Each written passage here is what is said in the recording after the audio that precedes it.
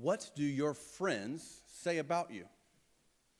Now, at one level, this question could be, what are they talking about when they talk about you? Now, that's not the question I'm asking, but that would be helpful information. What are your friends actually saying about you?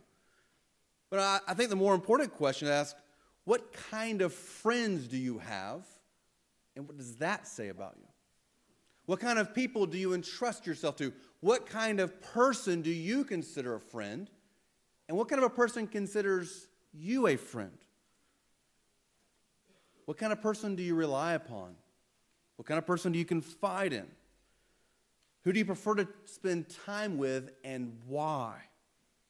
Ultimately, this is important because we need to realize that our friends promote and produce certain things in us. Are your friends promoting and producing godliness or worldliness? Do they draw you closer to God, or do they draw you closer to the world? Let me ask you another question. Do you have real friends? Do you have people that you confide in, that you trust, that you rely upon? So before we ask what kind of friends we have in America, I think we have to ask, do we have real friends? Because, well, America, we have a mindset of independence and autonomy. This is best evidenced by Ralph Waldo Emerson, one of the great thinkers of America, one of the great American thinkers, whose most important piece of literature was called Self-Reliance. Now, yes, he was talking about how America needs to be independent from Europe and other nations, but he's also talking about the American mentality. He defines the American mentality, where we should be independent. We don't need other people. He'll say things in his essays such as, help comes from our own bosom alone. Very focused on the absolute independence.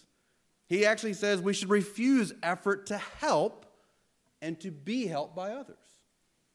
You need to be independent. You need to be autonomous. That is an American mindset.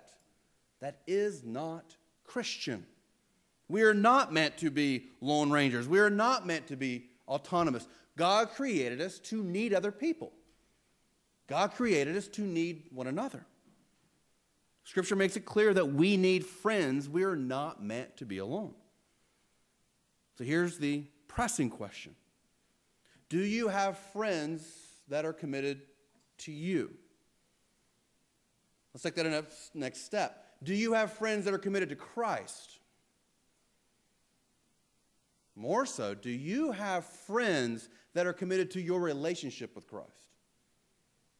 You need friends that are committed to you, to Christ, and your relationship with Christ. Because friends can be committed to you for their own well-being. You may have friends that are using you for their own interest. We need to find friends who are committed to the interest of Christ. We need to be friends that are focused on others for their own interest.